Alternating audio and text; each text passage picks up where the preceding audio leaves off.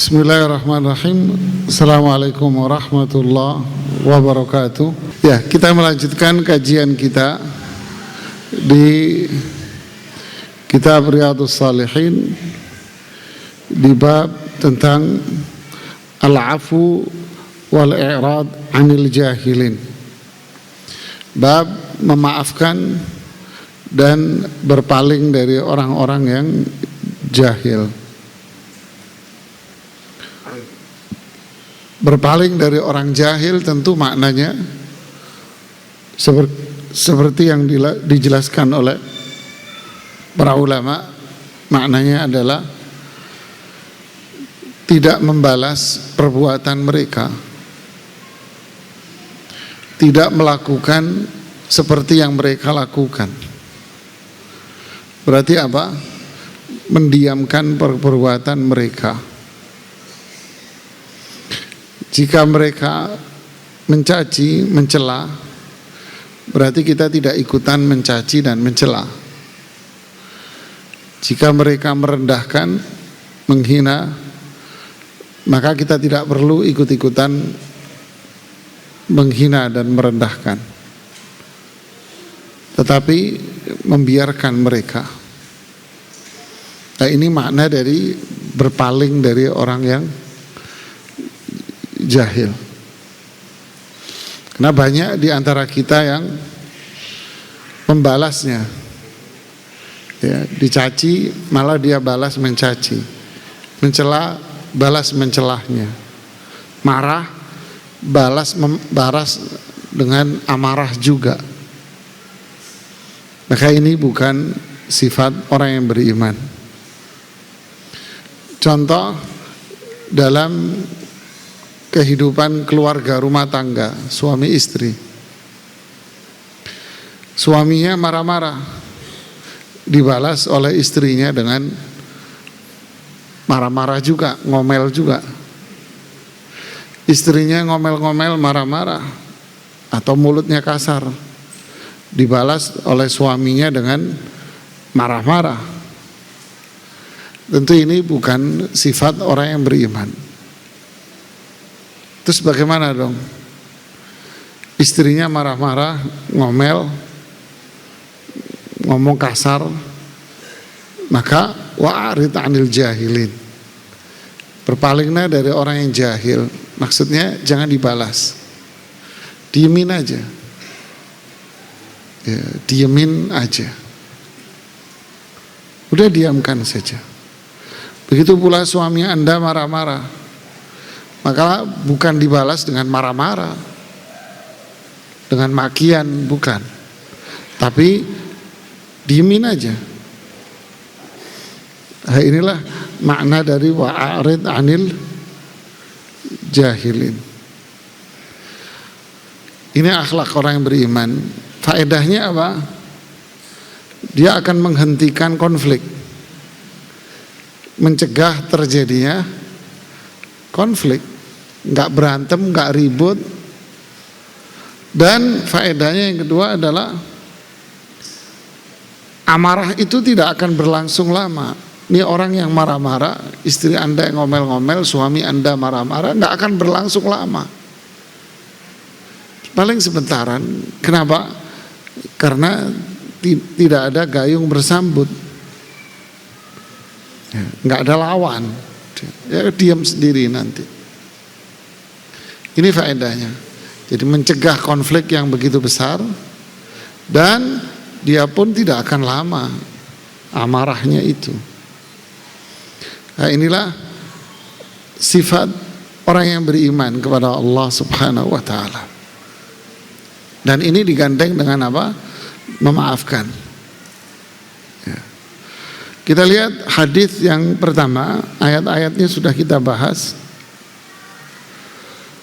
Hadisnya adalah hadis Aisyah, agak panjang, bahwa beliau Aisyah radhiyallahu anha berkata kepada Rasulullah sallallahu alaihi wasallam, "Hal ata 'alaika yaumun kana asyad min yaumi Uhud?" Apakah pernah datang satu hari pada dirimu yang lebih berat daripada hari Uhud? Artinya, apakah engkau pernah mengalami kondisi yang jauh lebih parah, lebih berat daripada hari Uhud, pertempuran di perang Uhud itu? Rasulullah SAW menjawab dengan jawaban yang cerita, agak panjang cerita beliau. Laqad laqitu min qaumik wa kana ashadda ma laqitu minhum yaumal aqabah. Saya telah mengalami dari kaummu kondisi yang lebih berat, yaitu di saat aku mengalami hal itu di hari Aqabah, yaitu tanggal tahun 10.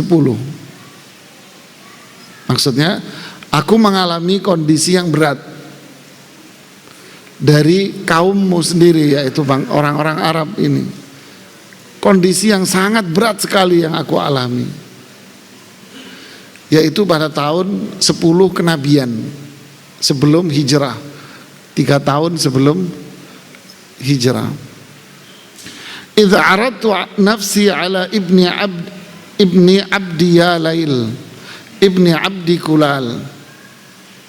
Saat itu saya datang menemui ibnu abdi Yalail bin abdi Kulal. Hari itu saya menemui orang ini, putranya Abdu Yalail, putranya Abdi Kulal. Jadi Fulan bin Abdi Yalail bin Abdi Kulal. Falam yujibni ila ma aradtu. Saya menawarkan sesuatu kepada dia hari itu, tapi dia tidak menerima penawaranku. Fantalaqtu wa ana mahmumun ala wajhi. Aku pun pergi meninggalkan dia, sedangkan aku dalam kondisi sedih wajahku. Falam astafiq illa wa ana biqarni tha'alib. Saya masih berada dalam kesedihan itu hingga aku sadar kalau aku sudah tiba di satu tempat namanya Qarnu Tha'alib. Farafa'tu ra'si, lalu aku mengangkat kepala. Wa idza ana bi sahabatin qad adhallatni. Ternyata di atasku sudah ada sebuah awan yang telah memayungi diriku. Fanadhartu, aku pun melihat ke awan itu. Fa idza fiha Jibril alaihi salam. Ternyata itu Jibril. Fanadani, lalu Jibril memanggilku. Faqal, Jibril berkata, Innallaha ta'ala qad sami'a qawla qaumika lak wa ma raddu alaik. Allah sudah mendengar ucapan penduduk ini, masyarakatmu ini, dan Allah tahu bahwa mereka menolak penawaranmu. Wa qad ba'atsallahu ilaika malakal jibal.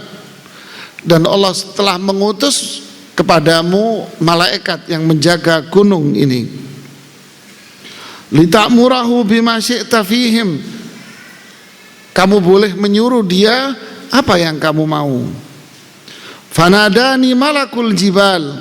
Lalu malaikat yang menjaga gunung itu menyapaku, memanggilku. Wa qad ba'atsani rabbi ilaika lita'murani bi amrik. Malaikat penjaga gunung itu bilang, Allah sudah mengutusku kepadamu dan aku diperintahkan untuk mendengarkan perintahmu. Fama syi'ta, terserah kamu mau nyuruh apa saja. In syi'ta adbaqtu alaihimul akhbasain.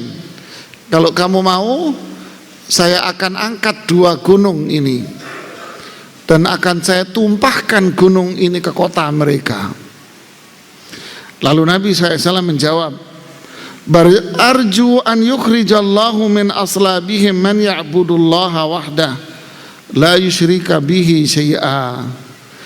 Jangan, aku berharap agar Allah melahirkan dari mereka keturunan-keturunan yang beribadah kepada Allah yang Maha Esa dan tidak berbuat syirik kepadanya sedikit pun. Hadis riwayat Imam Bukhari dan Muslim. Faham? Hah? Faham belum? Jadi ceritanya ini jemaah, tahun ke-10 kenabian, artinya 10 tahun setelah menjadi nabi dan rasul. Berarti umur Rasulullah SAW saat itu berapa? 50 tahun lebih. Ya. Di saat itu Abu Thalib wafat. Berarti sosok yang melindungi Rasulullah SAW tidak ada. Dan sebelumnya Khadijah wafat. Jadi istilah kita kekuatan politik, kekuatan ekonomi, kekuatan sosial tidak ada. Khadijah wafat, Abu Thalib wafat, maka orang-orang Quraisy membabi buta. Akhirnya mereka berencana ingin membunuh Rasulullah Sallallahu Alaihi Wasallam. Lalu pergilah Rasulullah SAW ke satu kota namanya Taif. Untuk apa? Dengan tujuan agar penduduk Taif melindungi Rasulullah SAW dari kejahatan orang Makkah, Quraisy. Sesampai di Taif, Rasulullah SAW menemui kepala sukunya, yaitu Ibnu Abdi Yalail. Dia ini kepala sukunya. Taif itu satu kota yang berada di daerah Arab Saudi yang lebih dekat ke Mekah. Ya, dia dekat ke Mekah dan kotanya itu di dataran tinggi. Dia diputari dengan gunung. Jadi kotanya itu berada di tengah-tengah gunung melingkar begini. Ya, berada di tengahnya. Dia diputari dengan gunung. Hanya daerahnya sangat dingin sekali. Ya, apalagi hari-hari ini luar biasa dinginnya, Pak. Pol dinginnya. Ya. Rasulullah SAW datang ke kota ini namanya Taif, mendakwahi kepala sukunya ini Ibnu Abdi Yalail. Didakwahi agar dia masuk Islam. Kalau masuk Islam kan Rasulullah SAW dilindungi oleh mereka. Ternyata Ibnu Abdi Yalail ini menolak dakwah Islam. Bahkan dia mengerahkan seluruh kotanya untuk apa? Melempari Rasulullah Sallallahu Alaihi Wasallam. Pulanglah Rasulullah SAW dengan kondisi yang apa namanya? Sedih. Kalau dilempari orang sekota jemaah. Darah-darah iya, tapi di hadis ini kan tidak diceritain. Pulang Rasulullah SAW dalam kondisi sangat sedih. Kok malah lebih parah dari penduduk Mekah. Berharap di sana melindungi, tapi ternyata mereka lebih parah dari orang Maka jalan Rasulullah SAW sampai beliau itu sedih. Jadi jalannya itu jalan dalam kondisi apa? Sedih, yang tidak tahu jalan ini sudah sampai di mana, beliau nggak tahu. Jalan aja. Tiba-tiba beliau sampai di daerah yang sekarang disebut dengan nama Qarnul Manazil. Kalau orang Riyadh, ibu kota Arab Saudi, mau umrah, haji, mereka mikotnya dari situ. Namanya Qarnul Manazil. Beliau tiba di tempat itu. Ketika di tempat itu beliau melihat ke atas kok ada awan yang kayak dipayungi gitu Rasulullah SAW. Ternyata awan itu Jibril. Ya, sayapnya atau apa mungkin ya.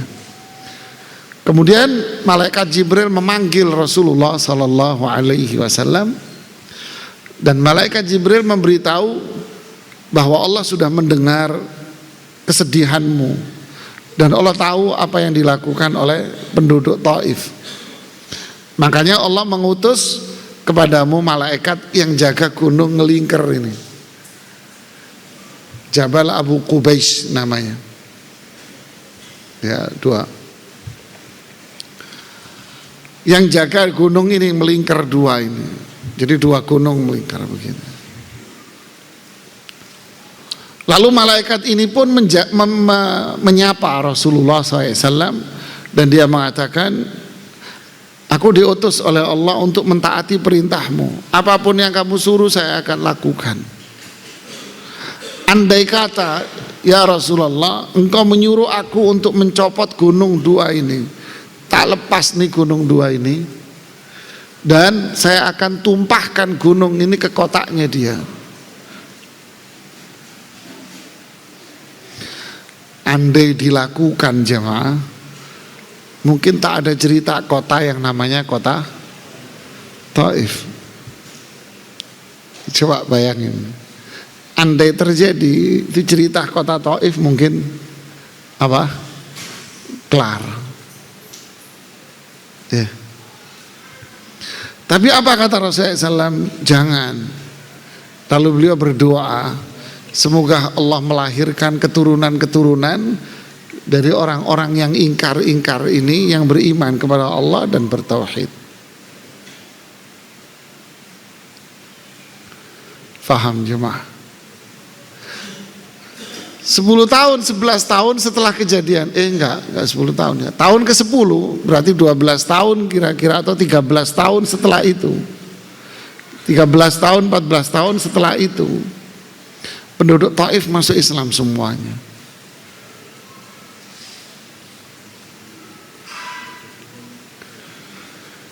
Jadi kejadian ini jadi dalil atas apa jemaah? Rasulullah SAW itu sayang sama umatnya, sangat sayang sama umatnya, sama manusia semuanya beliau sayang. Apa bentuk sayangnya? Rasulullah SAW tidak mau umatnya ini diazab. Rasulullah SAW berharap umatnya ini taat sama Allah. Kalaulah mereka generasi ini tidak, ya semoga anak-anaknya aja yang beriman nantinya. Inilah kasih sayang Rasulullah Sallallahu Alaihi Wasallam. Dan kasih sayang itu memberikan makna bahwa Rasulullah SAW memaafkan kesalahan mereka, dimaafkan. Makanya didoain yang ketiga. Makanya didoakan coba. Coba pikirin, andai kata, andai kita berandai-andai ini, andai beliau mengatakan, ya udah saya sakit hati sama mereka, mereka udah kelewat batas, masa dilempari sekotak, dilempari jemaah. Makanya Aisyah nanya, pernah gak kamu mengalami hal yang paling buruk dalam hidupmu? Ini yang paling buruk, dilempari orang sekotak. Andai kata Rasulullah SAW bilang sama malaikat, lakukan keinginanmu itu. Kini cerita sejarah gak begini coba. Tapi kasih sayang Rasulullah SAW berbuah indah. Apa itu? Penduduk Thaqif, penduduk Taif masuk Islam. Semuanya masuk Islam. Berkat doa siapa? Ya doa Rasulullah SAW. Jadi pelajarannya adalah inilah akhlak Rasulullah SAW. Kasih sayang yang berupa apa? Memaafkan kesalahan orang dan doain. Kita tak tahu kapan doa itu dikabulkan, tapi saya yakin Allah pasti akan mengabulkan doa. Buah itu nggak harus muncul sekarang. Bisa jadi buah itu akan muncul 5, 10 tahun, 15 tahun berikutnya. Ya jemaah, ya inilah.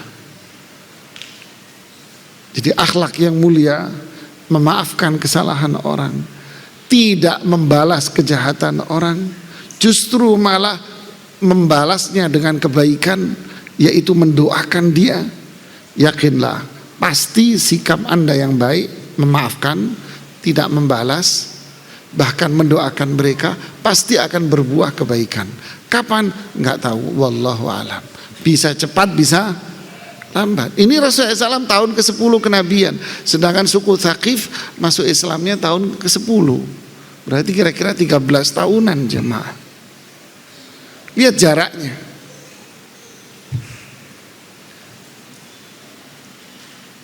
Begitulah jemaah.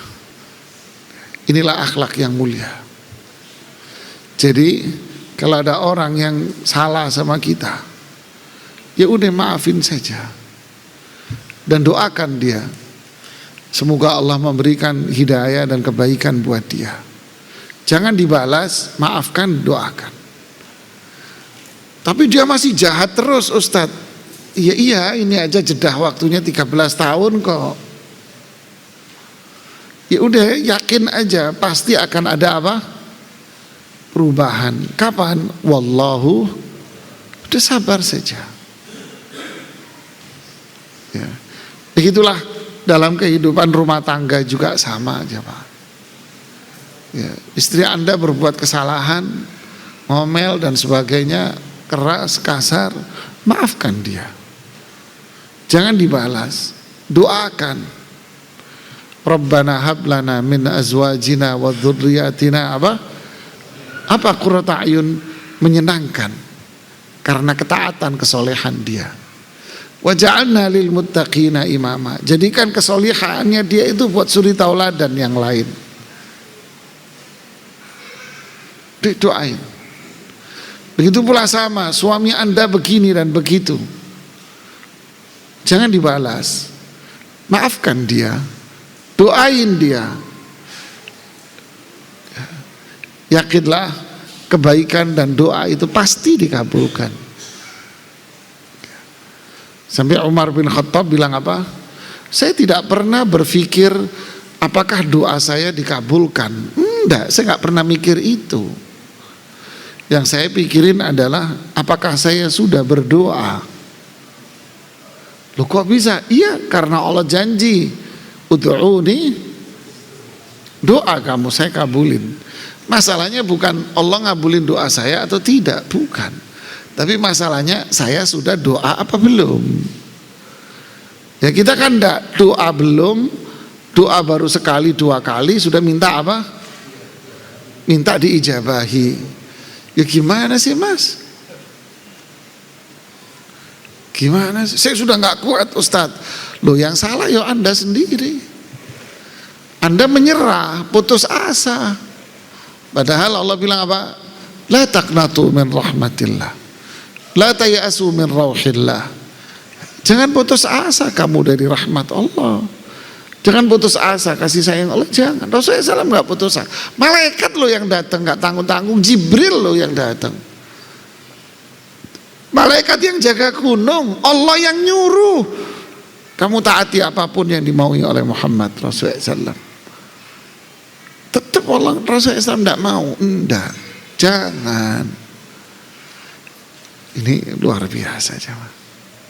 Kita kan tidak, kita semua apa? Sumbu pendek jemaah. Akhirnya yang terjadi apa? Ya meledak semuanya karena kita sumbu pendek.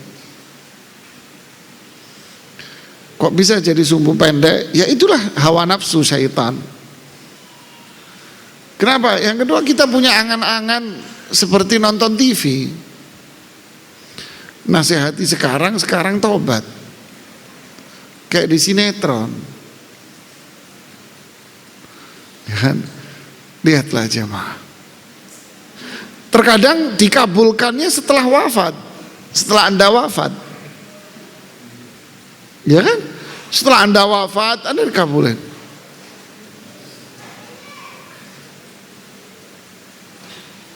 Subhanallah jemaah.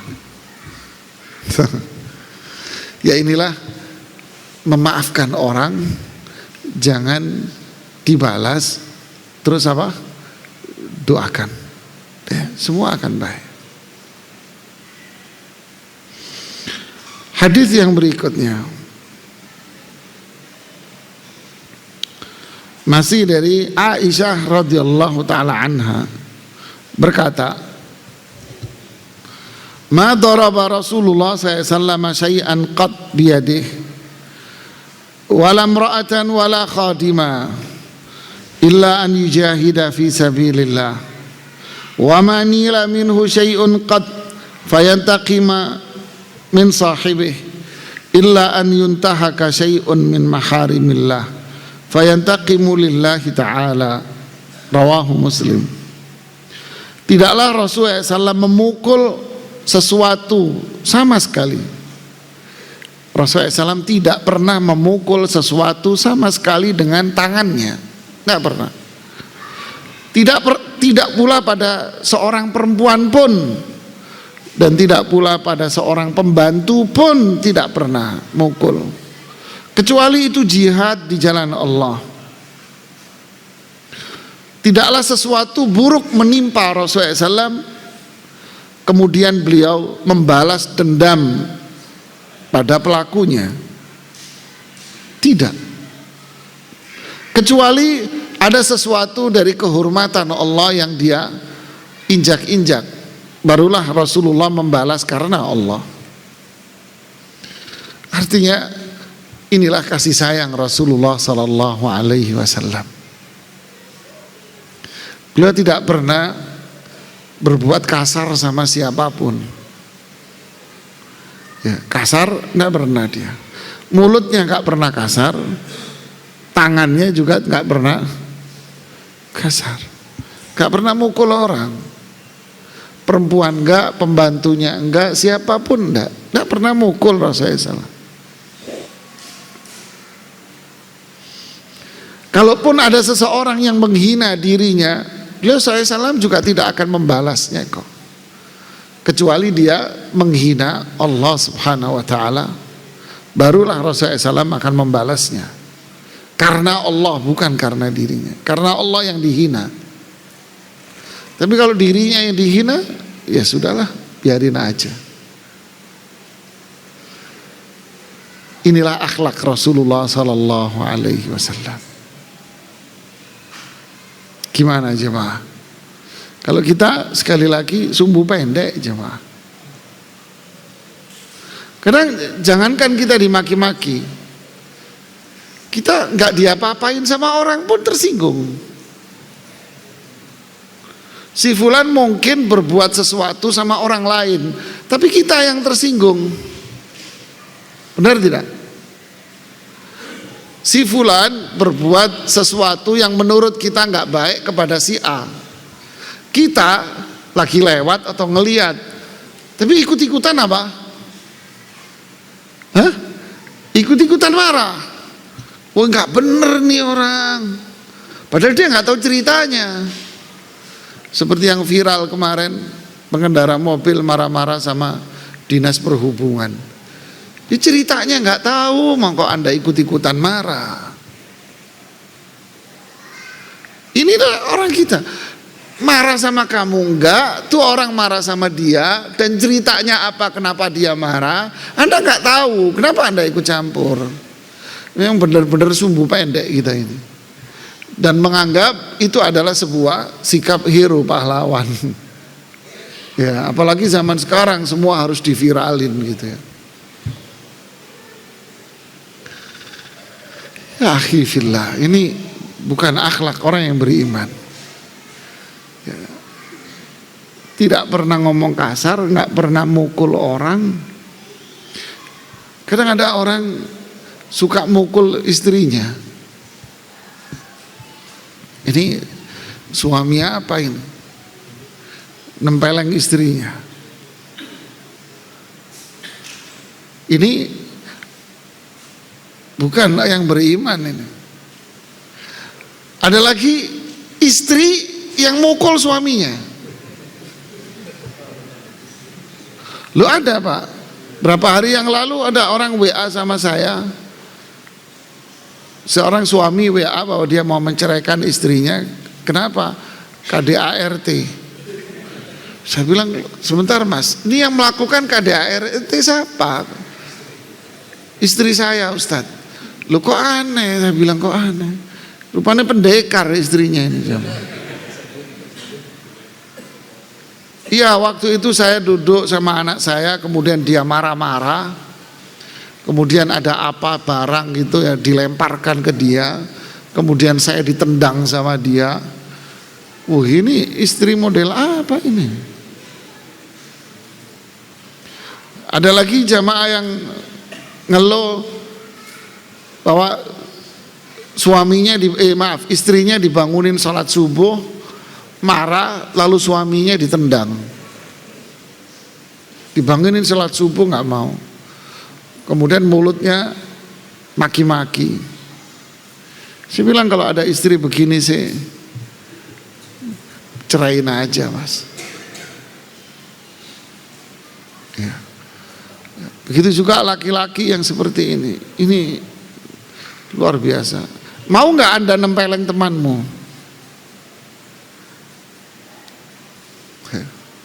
Seorang suami istri di mana suaminya suka nempeleng istrinya, datang ke tempat saya konsul. Saya bilang, dia kenapa Mas? Ustadz begini, saya nggak kuat, dia kurang ajar begini dicerita. Oke lah Mas. Kamu punya teman kan? Iya. Apakah semua temanmu itu menyenangkan hatimu? Enggak. Ya ada juga yang ngeselin. Oke. Kalau ada temanmu yang ngeselin, kamu tempeleng juga enggak Mas? Duduk dia nunduk. Jawab, jangan nunduk. Tunjukin kalau kamu laki-laki, saya bilang. Kesel saya. Angkat wajahmu, saya bilang. Iya Ustaz. Kalau kamu melihat temanmu yang ngeselin, kamu tempeleng enggak? Enggak Ustaz. Kamu apain? Saya diemin. Lantas kenapa kalau istrimu ngeselin kamu tempeleng? Kenapa kamu? Kamu punya otak enggak Mas? Saya bilang. Kesel saya. Diem, dia gak bisa jawab. Inilah jemaah. Pasti ini semua godaan syaitan, dia pengen keluarga Anda ini berantakan. Pengen cerai syaitan itu. Inilah akhlak Rasulullah SAW. Apa itu? Pasti orang nempeleng itu karena yang bersangkutan berbuat salah. Pasti itu, gak mungkin orang gak salah Anda tempeleng, Anda yang gendeng jemaah. Pasti dia berbuat salah, Anda tidak bisa ngontrol, Anda tempeleng. Ya kan? Pasti kan? Lalu apa sikap Islam, petunjuk Rasulullah SAW? Dia berbuat salah, jangan dibalas. Yang kedua apa tadi? Maafkan, doain. Ya sudah, itu tidak akan terjadi. Maka keluargamu pasti akan harmonis. Keluarga kita pun akan harmonis nanti.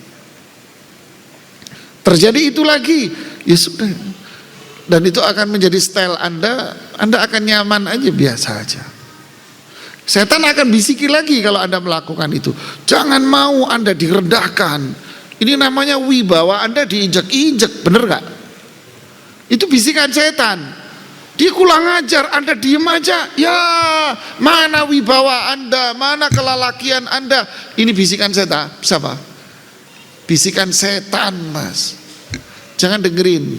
Kalau ada bisikan itu dalam hati Anda, ucapkan a'udzubillah minasyaitonir rajim. Itu setan itu.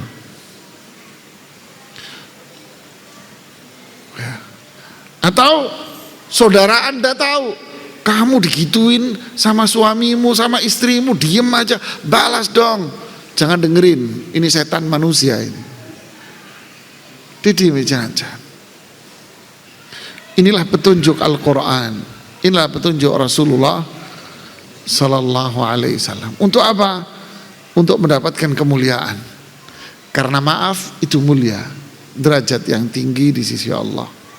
Ma zadallahu bi'abdan bi'afwin illa izza. Tidaklah seorang hamba karena sifat maafnya, melainkan Allah akan menjadikan dia mulia. Ya. Jadi jangan suka mukul, Mas. Baik sama istrimu, sama anakmu, jangan. Ya. Ada hukuman yang boleh, tapi bukan ditempeleng, bukan mukul. Oke, hadis yang berikutnya. Hadis Anas bin Malik radhiyallahu anhu berkata, "Kuntu amshi ma'a Rasulillah sallallahu alaihi wasallam wa alaihi burdun najraniyun ghalidhul hasyiyah." Saya saat itu berjalan bersama Rasulullah SAW dan beliau lagi memakai surban, yaitu surban dari Najran, di mana tebal, surbannya ini tebal, kainnya tebal. Fadrakahu a'rabiyun fajabadahu biridaihi jabdatan syadidah. Fanadhartu ila safhati atiqin nabiyyi sallallahu alaihi wasallam wa qad atharat bihi hasyiatur rida min shiddati jabdatihi.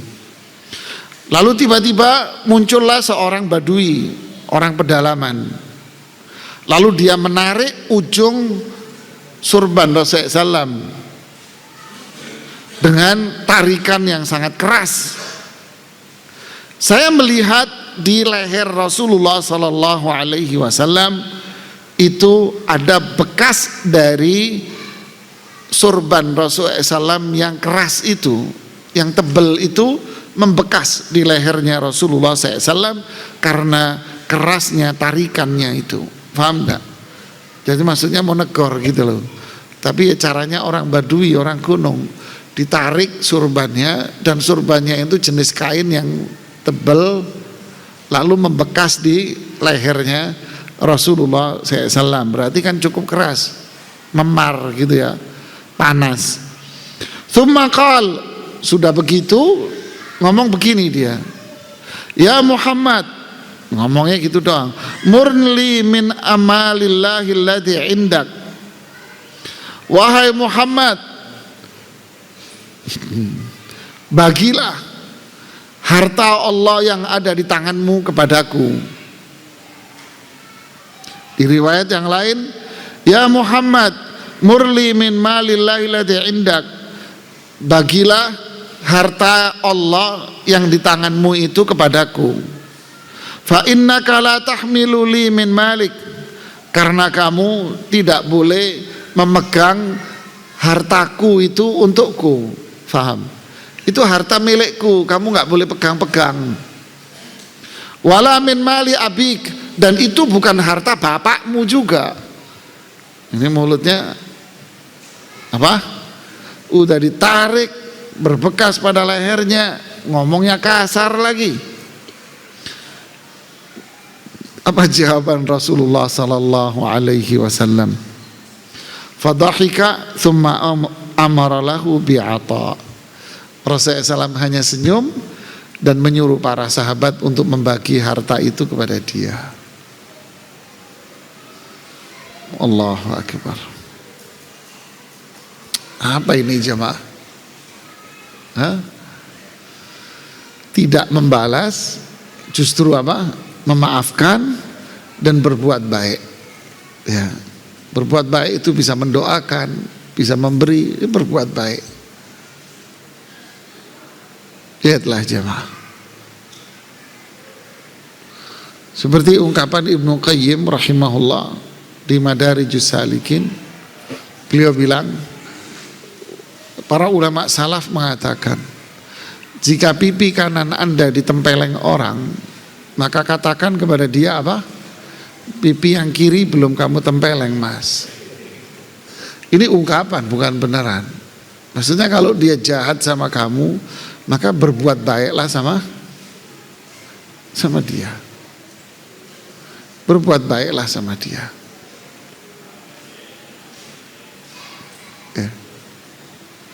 Inilah Islam, jemaah. Allahu Akbar. Sama ketika Aisyah radhiyallahu taala anha sengaja memecahkan piring. Apa jawaban Rasulullah SAW dan sikapnya? Beliau cuma senyum. Dan beliau mengatakan, ibumu cemburu. Sudah cukup gitu doang. Istrimu ngomel-ngomel, marah-marah, senyumin aja. Senyumin aja. Dan berbuat baik sama dia. Apa itu? Pijitin atau beliin makanan, sudah selesai. Kelar nanti. Suamimu marah-marah, ya senyumin aja. Tapi ya berat Ustaz, ya berat lah, banyak jin sama setan satu RW di situ. Yang goda ya pasti berat. Namanya kemuliaan ya pasti harus berhadapan dengan siapa? Dengan setan, hawa nafsu. Tapi inilah kemuliaan, jemaah. Kemudian hadis yang berikutnya, ini contoh-contoh ya. Dari Abdullah bin Mas'ud berkata, "Ka'anni anzuru ila Rasulullah sallallahu alaihi wasallam yahki nabiyyan minal anbiya salawatullahi wa salamuhu alaihim darabahu qaumuhu fa'admauh wa huwa yamsahu ad-dama ala wajhihi wa yaqul Allahumma ighfir li qaumi fa innahum la ya'lamun." Saya melihat Rasulullah SAW bercerita seorang nabi dari para nabi dan rasul terdahulu. Semoga Allah mencurahkan rahmat dan keselamatan bagi mereka para nabi dan rasul. Kaumnya memukulinya hingga nabi dan rasul itu pun berdarah-darah. Tapi nabi dan rasul itu hanya mengusap darahnya saja dari wajahnya. Sambil nabi itu berdoa, "Ya Allah, ampunilah dosa-dosa kaumku karena mereka tidak faham." Ya, itu jawab. Ini yang menjadikan mereka ini Rasulullah SAW diterima oleh kaumnya dengan baik. Ini contoh memaafkan, tidak membalas, malah berbuat baik, mendoakan. Hadis yang terakhir di bab ini dari Abu Hurairah radhiyallahu anhu bahwa Rasulullah SAW bersabda, ini closingnya ini, laisa syadidu bisur'ati innama syadidul ladzi yamliku nafsahu 'indal ghadab. Bukanlah orang kuat yaitu orang yang pandai bergulat, tetapi orang yang kuat itu adalah yang mengendalikan dirinya ketika amarah. Nah, sudah. Ini yang kita bahas yang lalu itu, hilm. Memaafkan, tidak membalas, berbuat baik. Nah, ini kata kunci 3 ini. Menghadapi apa? Keburukan orang lain. Sikap buruk atau apapun yang buruk kita hadapi dengan apa? Jangan dibalas, maafkan. Terus yang ketiga apa? Berbuat baiklah sama dia. Berbuat baik itu apa? Ya apa saja, termasuk mendoakan dia. Apa keuntungannya? Banyak. Anda dapat pahala, derajat yang tinggi, konflik tidak ada, selesai, keharmonisan, kebaikan, hati kita tidak dipenuhi dengan dendam, hati kita bersih. Itulah kebahagiaan. Ya. Wallahu ta'ala a'lam. Silakan kalau ada yang mau nanya. Bab berikutnya hampir sama, ihtimalul adha. Sama insyaallah.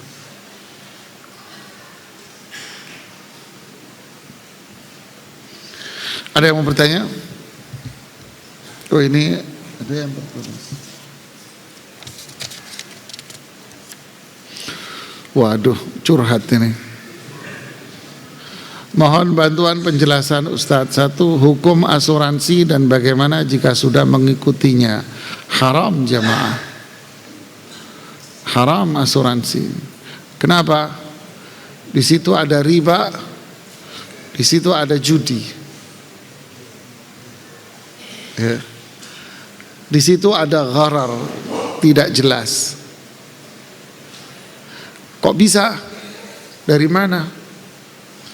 Anda ikut asuransi kesehatan umpama, lalu Anda bayar premi kesehatan, Anda membayar, ya kan? Pertanyaannya, uang yang Anda keluarkan bayar ini bayar untuk apa? Kan dalam akad jual beli itu ada uang, ada barang. Sekarang uang yang Anda keluarkan itu untuk apa? Nggak jelas kan? Gharar namanya. Lu kan jelas kesehatan, apa bentuknya? Anda terima hari itu? Enggak. Itu namanya gharar, nggak jelas. Ya kan? 2, judi, gambling. Kapan Anda mendapatkannya? Bisa iya, bisa Anda enggak sama sekali. Ada bapak-bapak ikut asuransi kematian itu. Dia bilang, saya sudah 20 tahun Ustadz ikut asuransinya. Sehat walafiat Pak. Ada orang yang baru daftar, minggu depan mati Pak. Kan judi namanya kan? Judi. Yang ketiga riba. Dia daftar, minggu depan mati dia, minggu depan kena stroke. Padahal baru bayar premi sekian, lalu ditanggung semua, duitnya sopo Mas? Kan riba namanya. Dan seterusnya. Kalau Anda sekian lama berarti pembayaran Anda sudah banyak, tapi Anda sakitnya baru ringan. Terus duit yang ini dia, ini bisnis apa ini Mas? Ya kan? Ini bukan buat orang beriman Mas, buat mereka yang nggak iman sama Allah dan hari akhir, orang kafir, itu buat mereka lah. Tapi kalau kita umat Islam ada aturannya. Lalu sudah ngikut gimana Ustadz? Besok Senin datang ke kantornya itu copot. Tapi Anda mesti digoda, ya pasti. Nggak sayang Mas, Anda sudah begini, sayang loh, nanti tak tambahin deh diskonnya. Ya biasa Mas, yuwaswi sufi, udah putus saja. Ngeyel, minjem gunting, ada gunting di depan dia, krek, bubar Mas. Apakah birrul walidain seorang anak angkat bisa disamakan dengan bakti kepada orang tua kandung? Ya beda lah Mas, beda lah. Tapi tetap ya kita tetap punya kewajiban berbuat baik sama siapa? Sama siapa saja. Apalagi ada orang yang telah baik sama Anda, maka pun Anda punya kewajiban untuk membalas apa? Kebaikan dia. Apakah dia orang tua Anda? Bukan. Dia bukan orang tuamu dan dia bukan anakmu. Ya, wallahu taala alam. Kita lanjutkan setelah salat ya. Bismillahirrahmanirrahim. Alhamdulillah, salatu wassalamu ala Rasulillahi wa ba'd. Kita lanjutkan dengan menjawab pertanyaan yang ada. Ada pertanyaan di sini. Intinya kamar mandi, lalu dia buang air kecil, lalu air kencingnya itu terkena apa namanya,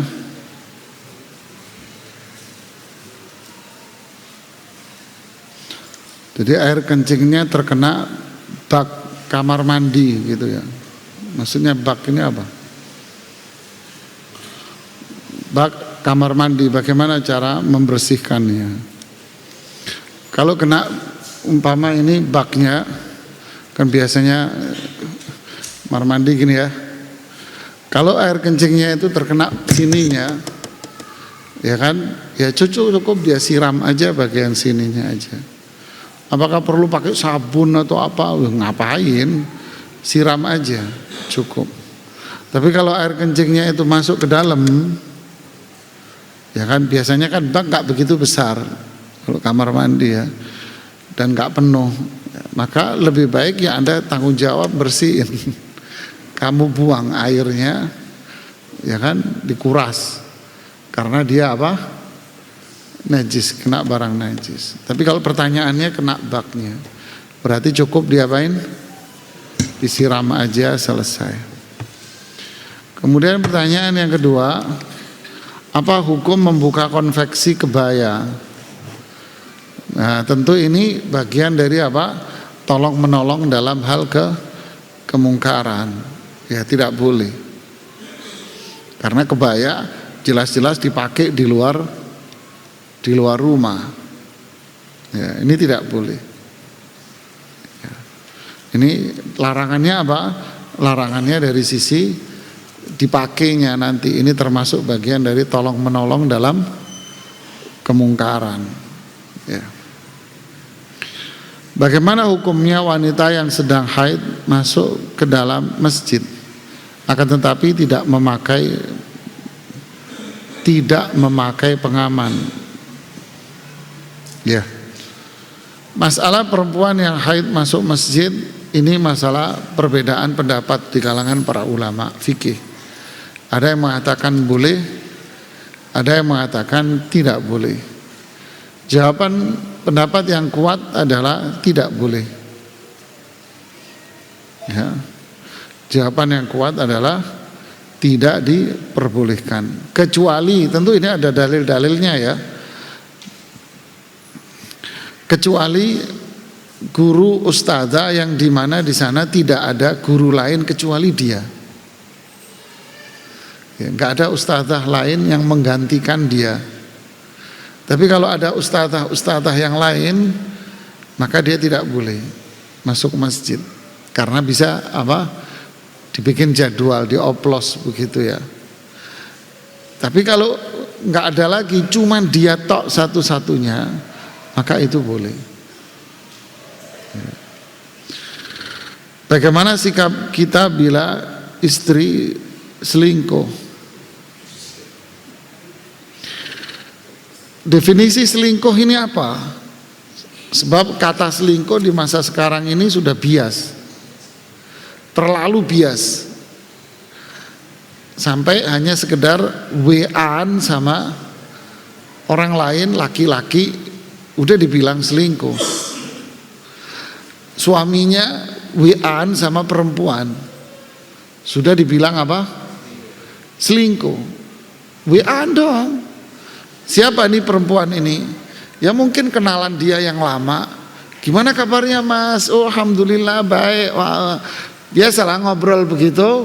Udah si Banatu Hawa ini, putri-putrinya Hawa ini langsung teriak dia, kamu selingkuh ya? Ya Allah, cuman WA-an tok mbak. Baper amat, ya kan? Apalagi terus di situ pakai ngungkit cerita nostalgia zaman dulu. Gimana kamu, masih ganteng nggak? Waduh, itu bom Hiroshima meletus itu. Terus cuman ya Allah, nggak ada apa-apa. Jadi istilah selingkuh ini terlalu apa namanya? Sekarang jadi bias gitu loh. Apa maksudnya? Sehingga saya nggak berani menjawab dengan satu jawaban, karena bisa jadi ini baperan juga gitu loh. Bahaya jawaban saya kalau memang kasusnya hanya sekedar apa? Baper. Terus saya menjawab dengan jawaban yang saklek, wah bahaya saya. Kata Ustadz, waduh, padahal ini cuma faktor apa? Baper gitu loh. Jadi kayak apa? Silakan Anda cerita seperti apa yang dimaksud dengan kata selingkuh ini gitu loh. Apakah istrimu istilahnya pacaran lagi sama orang laki-laki lain, kemudian dia hendak menikah dengan laki-laki itu, atau dia berbuat zina? Nah ini ceritanya beda. Ya, seperti apa? Kemarin saya ditalak. Ditalak. Astagfirullahaladzim. Sholat pak kok ditalak. Loh ini tulisannya ditolak, ditalak gitu. Kemarin saya Iya, masuk ditalak isya berjamaah gitu. Sholat isya berjamaah. Astagfirullahaladzim. Nulisnya. Tapi pada rakaat kedua imam melewatkan satu ayat surat Al-Fatihah. Apakah sholatnya tetap sah? Apa harus diulang? Diulang. Rakaat itu saja. Umpama rakaat kedua dia kelewatan Al-Fatihahnya. Rakaat kedua. Berarti rakaat kedua itu nggak dihitung. Faham? Ya, karena Al-Fatihah itu rukun. Jadi coba bayangin tiangnya kurang, Pak, cuma dibangun separuh, Pak. Gimana? Ya rubuh kan, tetap aja rubuh bangunan. Dia akan rubuh sebelah sini, dia rubuh nanti. Karena Al-Fatihah itu rukun. Ya, ada lagi yang mau bertanya? Silahkan. Ya, silakan, Pak. Assalamualaikum warahmatullahi wabarakatuh.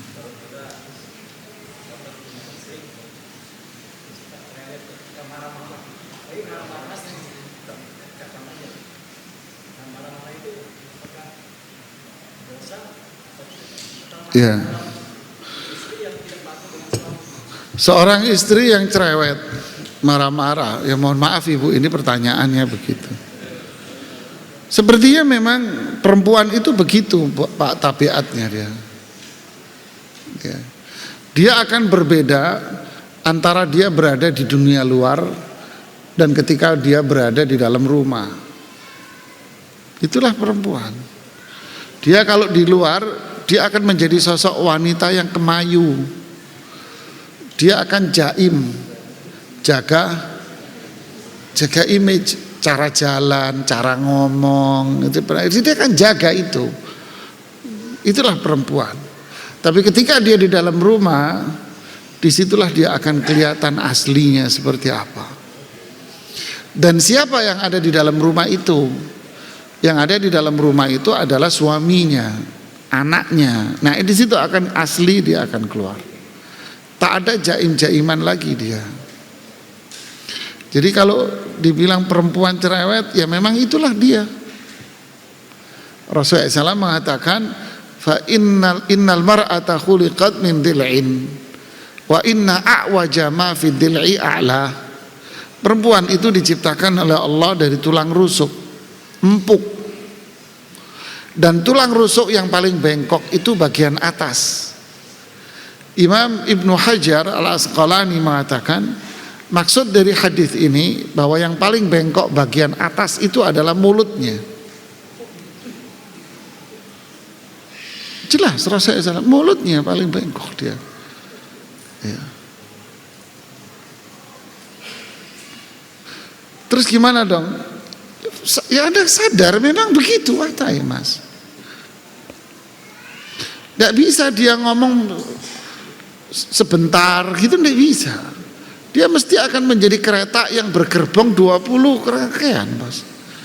Dia akan ngomong panjang, Mas.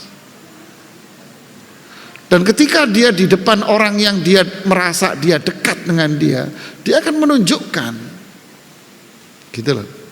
Yang kedua, terkadang perempuan melakukan itu ingin mencari perhatian saja. Gak percaya? Tanya. Tanyain dia. Saya sering nanya kok. Bener kan Bu? Iya Ustaz. Dia melakukan itu ingin diperhatiin, Mas. Dia ngomong cerewet sama kamu, wow, dan sebagainya. Dia cuma pengen perhatian kamu. Caranya ya begitu. Unik, ya unik memang. Tak kasih contoh ya, mohon maaf Ibu jangan tersinggung Bu. Anda tahu burung anis kembang, Mas? Tahu burung anis? Tahu, Mas? Warna coklat kan? Anda punya? Kalau burung anis kembang ini didekati sama yang punya, apa yang terjadi dengan dia? Dia akan berkicau dengan membuka sayapnya sambil goyangin kepalanya dia begini. digoyang kepalanya sama dia. Semakin dia bergoyang kepalanya kayak orang gila, sampai dia jatuh nih burung, itu harganya bisa 100 juta Anda jual, Mas.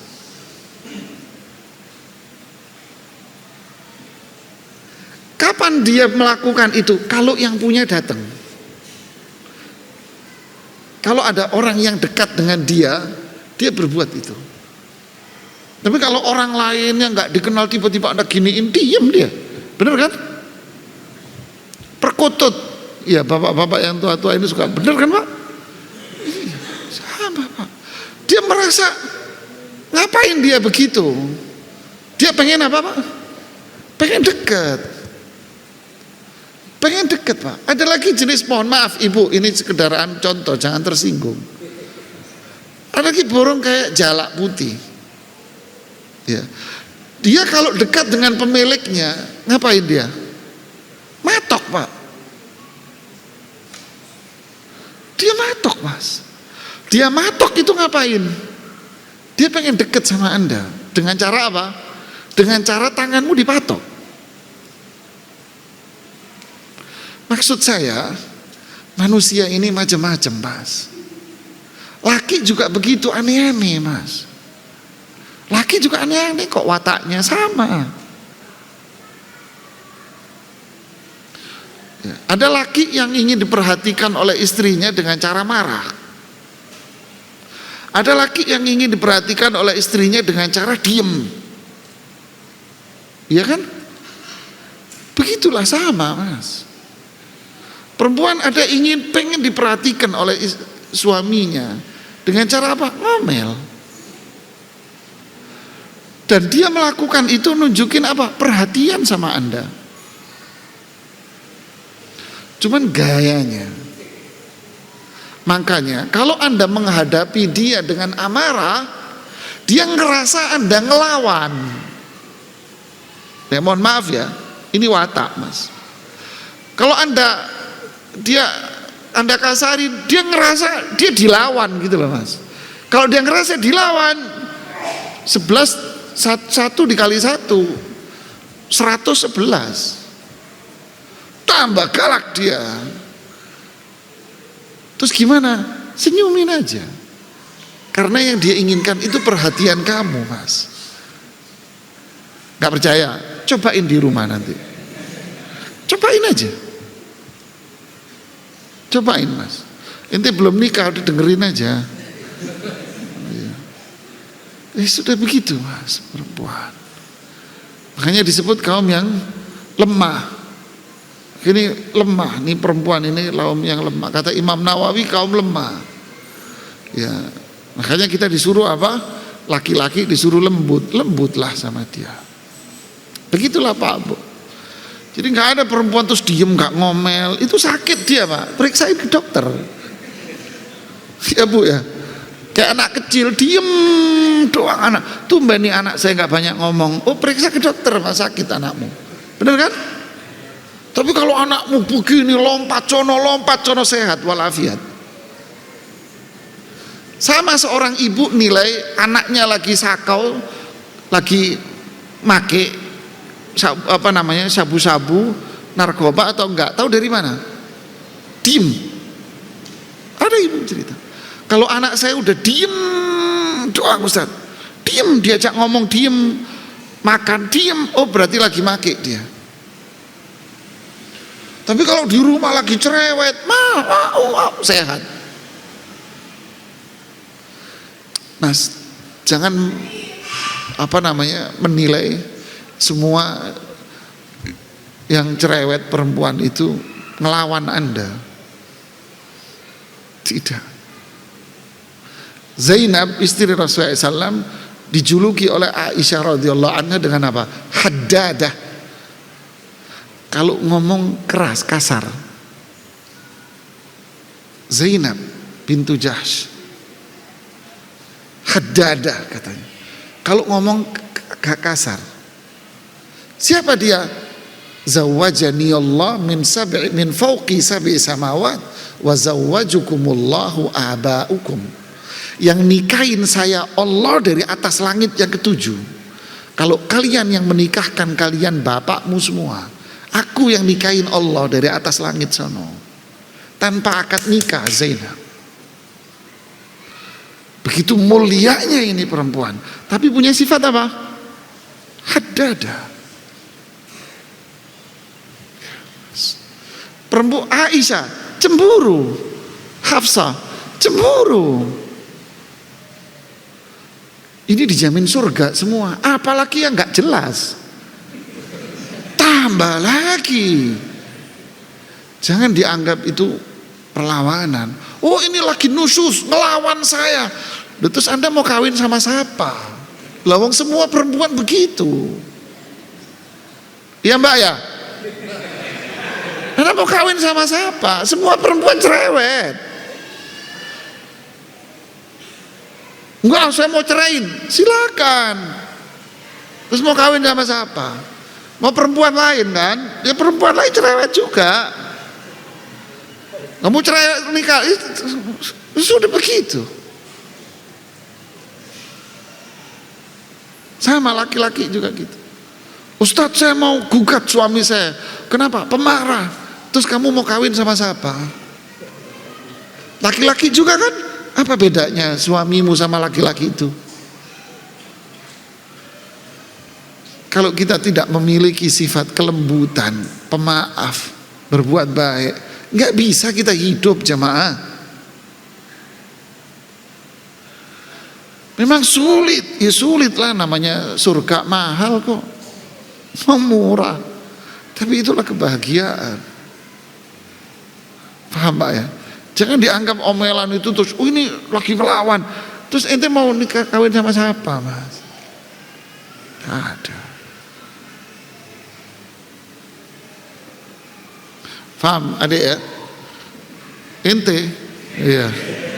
Mau nikah, ente bayangin perempuan kayak sekuntum mawar merah di tengah sebuah taman. Ya mas itu pengantin baru toh.